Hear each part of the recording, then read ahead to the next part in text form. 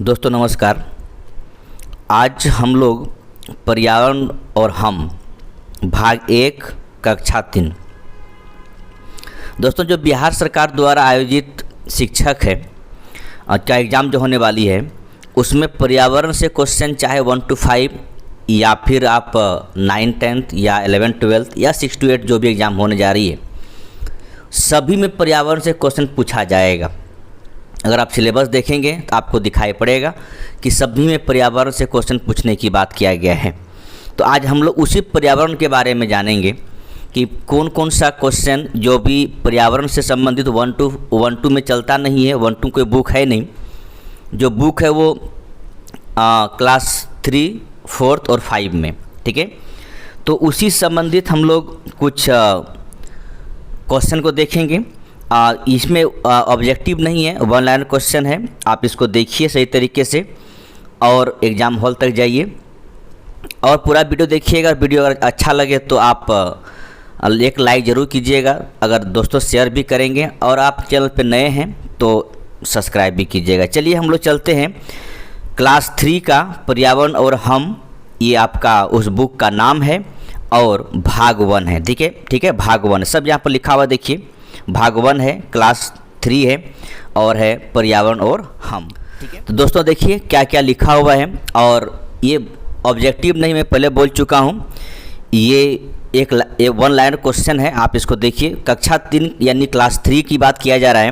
तो ये लिखा क्या हुआ है कि कक्षा प्रथम और दूसरा में गणित एवं हिंदी पाठ के साथ ही पर्यावरण संबंधी विचारों एवं समझ को समग्रता प्रदान करने के लिए बिना पर्यावरण नाम के चर्चा किए ही बच्चों की सोच विकसित करने का प्रयास किया गया है। पहली बार विद्यालय में कक्षा 3 में पर्यावरण को एक विषय के रूप में पढ़ा जाता है, ठीक है। तो पहला पाठ देखिए क्या है, चाचा की शादी, ठीक है, कविता है। तो नोट करके देखिए, दोस्त ध्यान दीजिएगा कि नोट करके लिखा हुआ है कि ब्लड रिलेशन के सवाल बनाते हैं जो रीजनिंग में पूछा जाएगा, ठीक है। तो यहाँ पर जो चाचा का शादी है उसमें कुछ ऐसा है कि ब्लड रिलेशन वाला क्वेश्चन है इसमें। तो नाना कौन होता है, तो माँ का पिताजी, मामा माँ का भाई, चाची चाचा की पत्नी, ठीक है। इस प्रकार करके आप ब्लड रिलेशन जब आप रीजनिंग बनाइएगा तो आपको इस सब क्वेश्चन को ध्यान में रखते हुए पूछता है कि उनका पिताजी का भाई है तो उनका मेरे साथ रिलेशन क्या किस प्रकार है, इस प्रकार से क्वेश्चन आता है। तो आप इस तरह का देखेंगे, इसमें नाना मामा और चाची के बारे में है। जो माँ का पिताजी है, मामा माँ का भाई है और चाची चाचा की पत्नी है, ठीक है। चलिए आगे देखिए, पाठ आपका 2 है। पाठ 2 में हमारा परिवार है। तो यहाँ पे पहला परिवार का एक उदाहरण दिया रखा हुआ है। परिवार 2 तरह की है, एक संयुक्त परिवार है और एकल परिवार है, ठीक है। तो एकल परिवार में रहते कौन कौन हैं, माता पिता और अविवाहित बच्चे। ध्यान रखेंगे, बच्चे वो हैं जो विवाह नहीं हुई है, ठीक है। यहाँ पर वही वाली बात लिखा हुआ है, माता पिता और बच्चे, चाहे बच्चे 1 हो, 2 हो या 3 हो, ठीक है। इसके बाद जॉइंट फैमिली में कौन कौन रहते हैं, तो पूरा लोग रहते हैं, यानी कई पीढ़ी लोग रहते हैं। देखिए एक पीढ़ी ये हो गया, एक पीढ़ी ये हो गया, यहाँ से यहाँ तक, ठीक है। इसके बाद बहन और बच्चे, ये आपका 3rd पीढ़ी है, यानी दादा दादी, माँ बाप, चाचा चाची, चचेरा भाई, बच्चे, बहन सब साथ में रहते हैं। जो सब साथ में रहते हैं उसी को हम लोग कहते हैं जॉइंट फैमिली या संयुक्त परिवार, ठीक है। नोट करके दिया हुआ ध्यान रखेंगे दोस्तों, इसमें लिखा हुआ है सिगरेट में 4000 रासायनिक तत्व।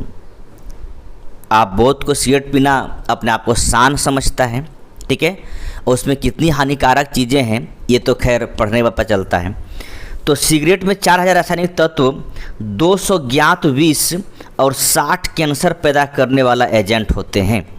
अगर सच में सिगरेट के बारे में आप पढ़ेंगे और जानने की कोशिश करेंगे तो शायद पीना छोड़ दीजिएगा, ठीक है। तो आप यहाँ पर जो है उनको देख लीजिए, ठीक है। तो सिगरेट में 4000 रासायनिक तत्व, 200 ज्ञात विष और 60 कैंसर पैदा करने वाले एजेंट होते हैं। ठीक है। पार्ट 3 जीव जंतु की दुनिया। पहेली दिया हुआ है, आप देखिए पहेली में क्या कहता है। काली काली मैं मतवाली करती रहती हूँ जुगाली। कौन है? तो भैंस, याद रखेंगे।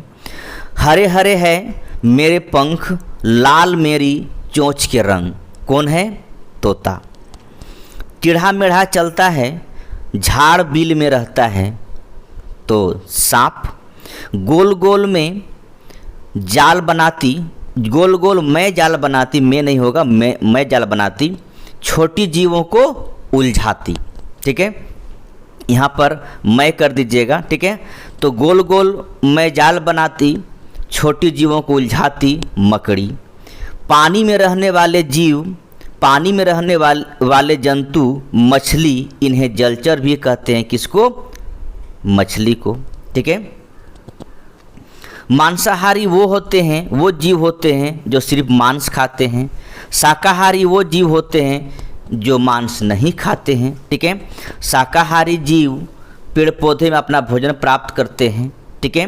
सर्वाहारी वो जीव होते हैं जो दोनों खाते हैं, यानी शाकाहारी और मांसाहारी, यानी कहने मतलब पेड़ पौधा भी खाते हैं और मांस भी खाते हैं। ठीक है। सर्वाहारी आप इसे मनुष्य को जोड़ दीजिए। ठीक है, मनुष्य दोनों चीज़ करते हैं, यानी साग घास पात भी खा लेते हैं, साग भी खा लेते हैं और मांस भी खाते हैं। ठीक है।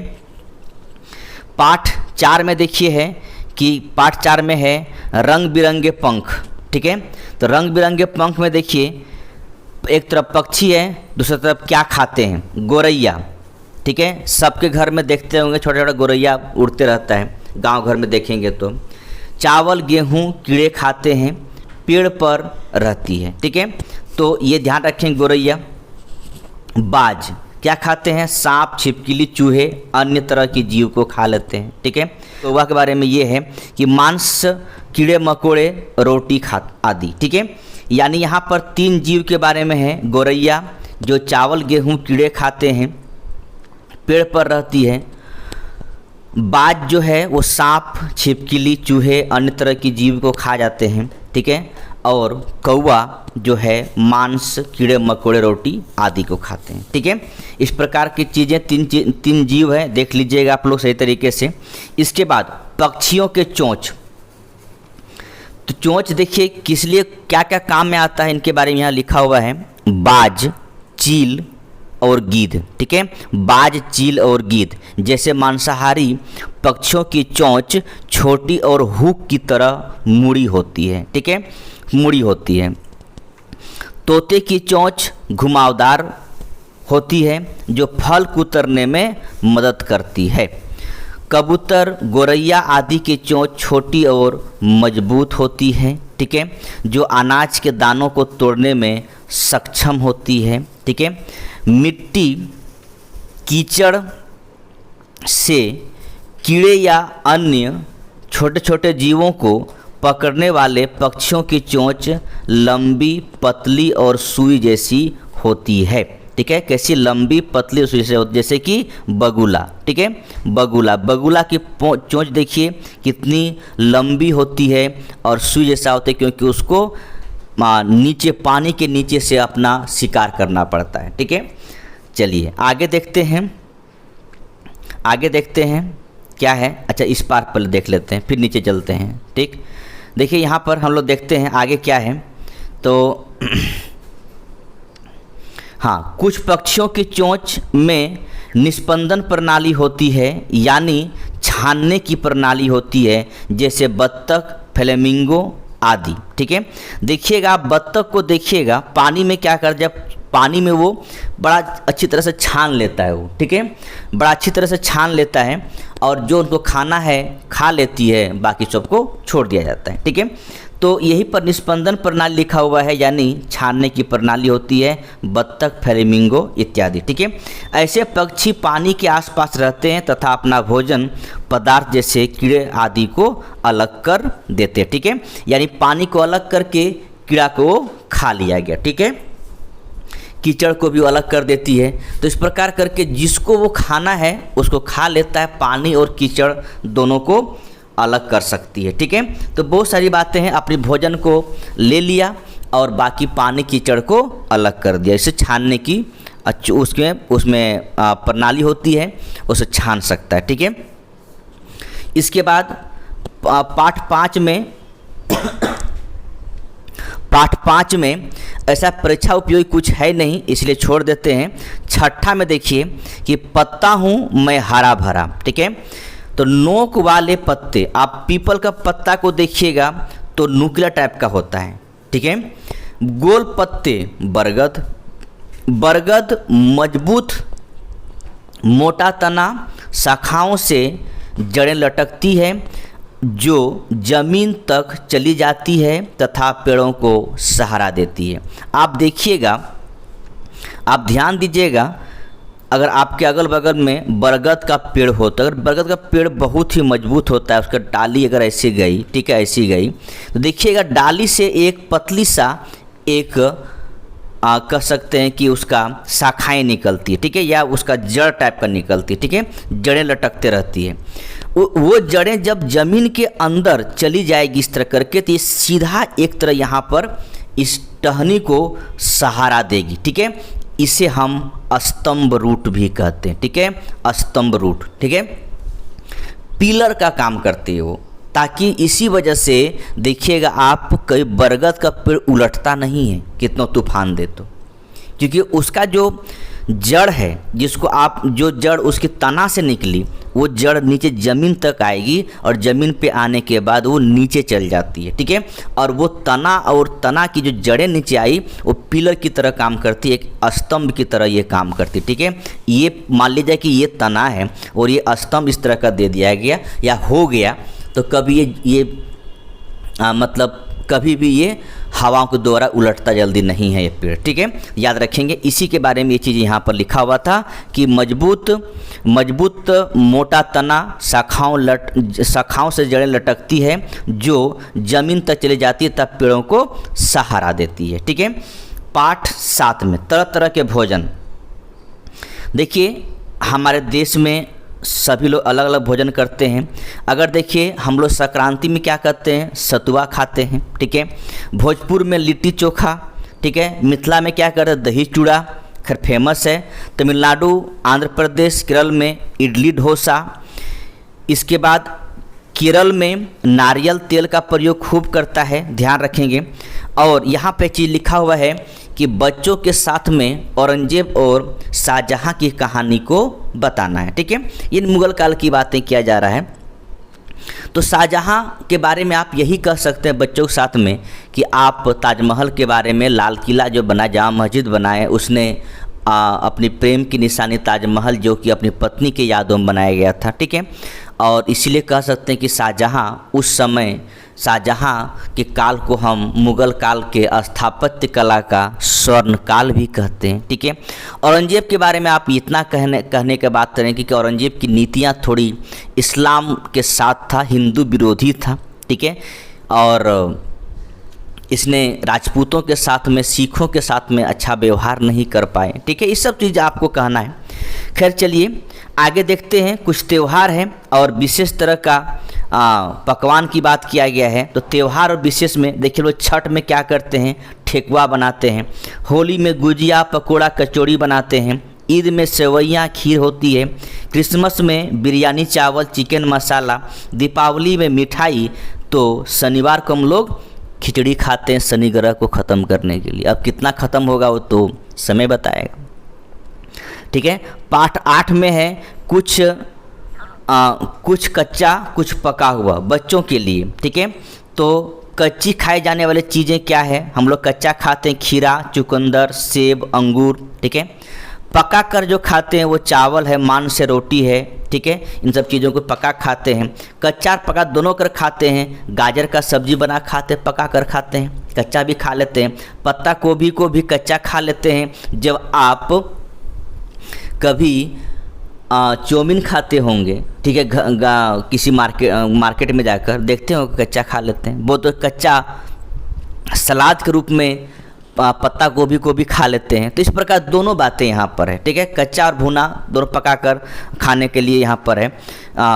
जो गाजर, पत्ता गोभी, कुछ चीज़ें हैं जो कच्चे खा लेते हैं, खीरा, चुकंदर, सेब, अंगूर। तो कुछ पकाकर खाते हैं, चावल, मांस, रोटी, इस सब चीज़ें, ठीक है। इसके बाद पाठ 9 में लिखा हुआ है पकाएंगे और खाएंगे, ठीक है। तो पकाने की तरीका, ठीक है, खाने का सामान। तो देखिए आलू को हम लोग कैसे खाते हैं, तो भून कर खाते हैं। पराठा को तल कर खाते हैं, ठीक है। इसके बाद अंडे को कैसे खाते हैं, तो उबाल कर भी खाते हैं, ठीक है। इसके बाद भुट्टा रोटी को कैसे खाते हैं, तो सेंक कर खाते हैं, ठीक है। इस प्रकार देखिए कि आलू को भूनकर, पराठा को तलकर, अंडे को उबालकर और मक्का रोटी को सेंक कर खाते हैं, ठीक है। पाठ 9 में घर को जाने, यानी कैसा कैसा घर होता है। घर बनाने में आमतौर पर लकड़ी, भूसा, घास, मिट्टी, ईंट, सीमेंट, लोहा इत्यादि की आवश्यकता होती है। लेकिन असम में घर कैसे बनता है, जमीन से 3-4 मीटर ऊंचा बांस के खंभे पर अंदर से लकड़ी का बना होता है, क्योंकि वहाँ पे बाढ़ आती है। अगर घर नीचे से बनाया जाएगा तो बाढ़ की पानी उसमें घुस जाएगा। इस वजह से वो लोग क्या करते हैं, ज़मीन से 3-4 फीट ऊंचा में या 3-4 मीटर ऊंचा में घर बनाते हैं, ठीक है। मनाली में कैसा घर बनता है, पत्थर एवं लकड़ी का प्रयोग करके घर बनाते हैं, याद रखेंगे, ठीक है। लेह लद्दाख में 2 मंजिला घर बनता है, किसका, लकड़ी का बनता है। निचले मंजिल पर कोई खिड़की नहीं होती, ध्यान रखेंगे, और नीचे जानवरों को रखा जाता है। लेकिन ये भी ध्यान रखें, जब बहुत सर्दी होता है तो ऊपर से फर्स्ट फ्लोर से लोग नीचे भी आते हैं क्योंकि ठंड ज़्यादा होती है, तो ठीक है। तो नीचे वाले जो मकान है, यानी 2 फ्लोर है, तो ग्राउंड फ्लोर में मकान में खिड़कियाँ नहीं होती है, सिर्फ घर बनता है ऐसे ही, क्योंकि उसमें जानवर को रखा जाता है, ठीक है। राजस्थान में कैसे घर बनता है, तो मिट्टी के घर बनते हैं, ठीक है। मिट्टी घर, छतें कंटीली झाड़ियों की बनी होती है, घास फूस का प्रयोग करता है, क्योंकि वहाँ पर मोटा मिट्टी का दीवार जो होता है, घर बनाने का जो दीवार बनाते हैं वो लोग राजस्थान में मिट्टी का मोटी दीवार होती है, क्योंकि ताकि गर्मी ना लगे, ठीक है। ऊपर में करकट नहीं बल्कि घास फूस देता है ताकि गर्मी नीचे ना आए, रोक के रखे, ठीक है। कश्मीर में क्या होता है, हाउस बोट होता है, डोंगा हाउस होता है। आप देखेंगे डल झील जाइएगा, कभी घूमने का मौका मिलेगा तो देखिएगा वहाँ पर जो बोट है उसी में हाउस है, यानी कि मतलब बोट हाउस हो गया, ठीक है, हाउस बोट हो गया। डोंगा हाउस होता है वहाँ पर, ठीक है। दिल्ली में क्या होता है, ऊंची ऊंची इमारतें हैं, पक्के मकान। जो ही दिल्ली जाएंगे दिखाई पड़ेगा, गगनचुंबी इमारत दिखाई पड़ेगा। ऐसे खड़ा होकर सीधा देखना पड़ेगा, तब समझ में आएगा कि घर भी कितना ऊँचा है, नहीं है, ठीक है। चलिए और कुछ चीज़ें हैं उनको भी जान लेते हैं हम लोग। चलिए हम लोग दीपावली का त्यौहार कैसे तैयारी करते हैं, ठीक है। तो दीपावली की जब तैयारी करते हैं तो हम लोग कोशिश करते हैं धूप से सीलन भगाना। कहने का मतलब है कि धूप उस घर में दिया जाए या धूप लगे, ताकि घर में जो पानी गिरकर जो घर थोड़ा सा सीलन टाइप का आ गया है उससे भगाया जा सके। माँ ने सुखदा को पुकारा और डब्बों को खोलकर बाहर धूप में रखने को कहा, खराब गंध के कारण, ठीक है। तो अगर बहुत दिन तक डब्बा बंद है और वर्षा के मौसम के बाद दीपावली हम मनाते हैं तो कहता है कि उस धूप में उस डब्बा को दे दीजिए, तो जितनी भी गंध हो वो समाप्त हो जाएगी, ठीक है। इसके बाद हम लोग रजाई रख देते हैं। रजाई अब क्या करते, दीपावली के समय आते रजाई को धूप में लगाते हैं, धूप में सुखाते हैं ताकि वो गंध चला जाए और रजाई तरोताज़ा हो जाए, ठीक है। इसके बाद सीलन नमी को दूर करने के लिए धूप में सामान रखा जाता है। सही बातें हैं, जितने भी सामान हम लोग रखें जो नमी को सीलन का मतलब नमी है, यहाँ पर नमी को दूर करने के लिए धूप में रखने की काम करते हैं, ठीक है। चलिए आगे बढ़ते हैं। पाठ 12 में किस और क्या, ठीक है। तो याद रखेंगे दिशा संबंधी प्रश्न दाएं बाएं ऊपर नीचे से बनाना जरूरी है। कहने मतलब है कि दिशा आपसे पूछे तो आपको याद रखिएगा, जैसे भी हो सके आप बनाइएगा कि आपके दाएं में क्या है, आपके बाएं में क्या है। मुंह के सामने, पीठ के सामने, याद रखेंगे मुंह के सामने उत्तर, पीठ के सामने आपका दक्षिण, दाहिनी हाथ की तरफ पूरब और बाईं हाथ की तरफ पश्चिम होती, ठीक है। पाठ 13 में स्कूल के आसपास सूर्य पूर्व दिशा में उगता है, पश्चिम दिशा में डूबता है, ये आपको याद रखना है। ठीक है, कि सूर्य तो आपको सदैव पूर्व में उगती है, पश्चिम दिशा में डूबती है, तो आपको सबको याद होगा। ठीक है, इसी से आप उत्तर दक्षिण दिशा भी आप लगा लेंगे दिमाग। ठीक है, लगा लीजिएगा और बन जाएगा आपका। ठीक है, तो देखिए यहाँ पर उस सामने की तरफ उत्तर, नीचे दक्षिण, पूरब और पश्चिम। ठीक है, ध्यान देखिए, सामने तरफ उत्तर, फिर नीचे दक्षिण, फिर पूरब और पश्चिम।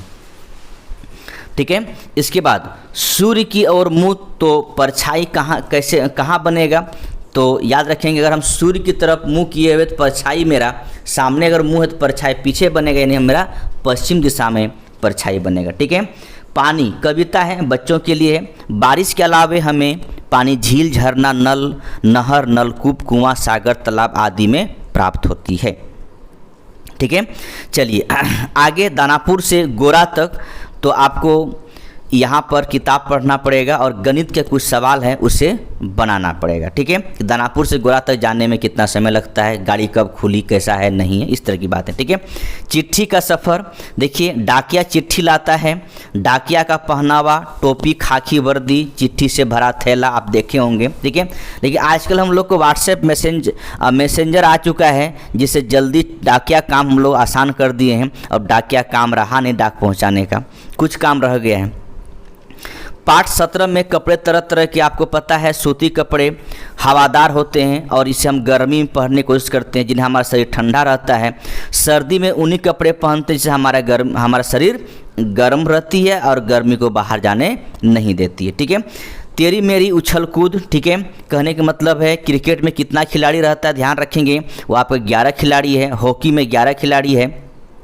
ठीक है, इसके बाद फुटबॉल में 11 खिलाड़ी है, बास्केटबॉल में 5 खिलाड़ी है, कबड्डी में 12 खिलाड़ी, जिसमें से 7 खेलता है और 5 रिजर्व पे रहता है। अगर उन 7 में किसी को चोट लग गया, कुछ हो गया, तो 5 रिजर्व वाले जाते हैं। ठीक है, चलिए आगे बढ़ते हैं और देखते हैं इस बार क्या है कि कुछ चीज़ें और बचा हुआ है। ठीक है, उनको देख लेते हैं, हो जाएगा।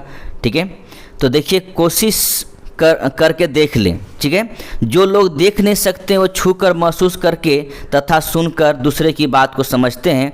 तो इसी में ब्रेल लिपि पढ़ना हम लोग। लुई ब्रेल दिवस कब मनाते हैं? 4 जनवरी को। दृष्टिबाधित लोग ब्रेल लिपि से पढ़ते लिखते हैं। ठीक है, ब्रेल लिपि में कितना बिंदु होता है, ध्यान रखेंगे 6 बिंदु होता है। ठीक है, आविष्कारक कौन है? लुईस ब्रेल है। ठीक है, इसको हुआ यूँ था कि चोट लगने पर इसकी आँख खराब हो गई थी। ठीक है, इसीलिए लुई ब्रेल ने एक बिंदु टाइप का एक ब्रेल लिपि बनाया। ठीक है, लुईस ब्रेल कहाँ के रहने वाले थे? तो फ्रांस के रहने वाले थे। जो बोल नहीं सकते हैं वो संकेत भाषा का प्रयोग करते हैं। ठीक है, और पाठ 20 में है आओ खेलें मिट्टी में। ठीक है, तो कुम्हार द्वारा मिट्टी के चीज़ें बनाने का सही क्रम इस प्रकार, आपको पता है कुम्हार मिट्टी का बर्तन बनाते हैं। ठीक है, और उसमें क्या करता है, सबसे पहले मिट्टी को खोद कर लाता है। ठीक है, फिर मिट्टी को गूंथ कर तैयार करते हैं, फिर मिट्टी को चाक पर बर्तन, मिट्टी को चाक में रख कर बर्तन बनाते हैं,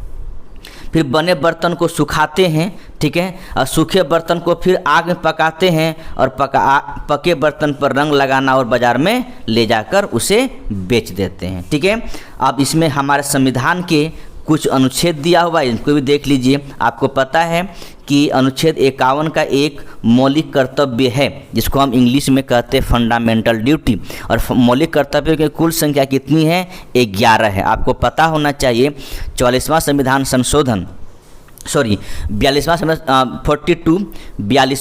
संविधान संशोधन, ठीक है, में स्वर्ण सिंह समिति, ठीक है, संविधान संशोधन में स्वर्ण सिंह समिति के सिफारिश पर मौलिक कर्तव्य को जोड़ा गया। ठीक है, जोड़ा गया। उस समय 10 मौलिक कर्तव्य था, लेकिन 86वां संविधान संशोधन 2002 के द्वारा बच्चों को निःशुल्क शिक्षा देने के लिए माता पिता का कर्तव्य बनाया गया, इसमें वो जोड़ दिया गया, तो स्कूल मिलाकर 11 हो गए। ठीक है, ध्यान रखिएगा, इस बात को ध्यान रखिएगा कि मूल कर्तव्य जो है वो 42वां संविधान संशोधन में जोड़ा गया था। ठीक है, ध्यान रखेंगे। और उससे पहले मूल कर्तव्य नहीं था, तब यहाँ पे भाग 1 जोड़ना पड़ा, यानी भाग 4A जोड़ दिया गया और अनुच्छेद 51A जोड़ दिया गया। कहाँ से लिया गया है? तो सोवियत संघ से लिया गया, यानी रूस से लिया गया। ठीक है, चलिए आगे बढ़ते हैं। पृथ्वी दिवस कब मनाते हैं? तो देखिए यहाँ पे आपके 9 अगस्त को मनाते हैं। ठीक है, भारत में पाए जाने वाली मिट्टी कैसा है? जलोढ़ मिट्टी है, लाल मिट्टी है, काली मिट्टी है, लेटेराइट मिट्टी है। ठीक है, लेटेराइट मिट्टी, इस पर जो मिट्टी यहाँ पर है, जलोढ़ मिट्टी, लाल मिट्टी, काली मिट्टी, लेटेराइट मिट्टी। और जो बिहार में देखिए सारे मिट्टी, देखिए सबसे ज़्यादा जो मिट्टी उपजाऊपन है वो जलोढ़ मिट्टी है। लाल मिट्टी में उतना उपजाऊपन मिट्टी होता नहीं, इसमें मोटे अनाज की खेती होती है, धान भी होता है पानी अगर हुआ तो। ठीक है, काली मिट्टी में कपास होती सर्वाधिक रूप से, आपको पता है, ये आपका दक्कन क्षेत्र में है। ठीक है, और लेटेराइट मिट्टी वहाँ पे होता है जहाँ पे सर्वाधिक वर्षा होती है। ठीक है, और ये भी मिट्टी अच्छी होती नहीं थी। यहाँ पर क्या होता है, लेटेराइट मिट्टी में काजू खेती खूब होता है और साथ साथ में मसाला का भी खेती होता है। ठीक है, और बाकी गेहूँ, आप कहेंगे कि गेहूँ हो जाएगा, धान अधिक होगा, ये सब होता नहीं है। ठीक है, लेकिन जब हम बिहार की बात करें तो बिहार में सर्वाधिक जो मिट्टी है, जिस प्रकार की मिट्टी है, वो मिट्टी है कैसा? जलोढ़ मिट्टी है। ठीक है, क्योंकि यहाँ पर सर्वाधिक रूप से धान और गेहूं की खेती होती है। ठीक है, और ये भी मिट्टी 2 तरीके का होता है, 2 तरह का होता है जलोढ़ मिट्टी। एक होता है खादर, ठीक है, एक होता है खादर और एक होता है बांगर। खादर हम उसे कहते हैं जो प्रत्येक साल जहाँ पे बाढ़ आती है, बांगर मिट्टी वहाँ उसको कहते हैं जहाँ प्रत्येक साल बाढ़ नहीं आती। ठीक है, तो दोस्तों ये था आपका तीसरा क्लास का, ठीक है, तीसरा क्लास का, 3rd क्लास का SCERT, जो कि पर्यावरण से संबंधित है। ठीक है।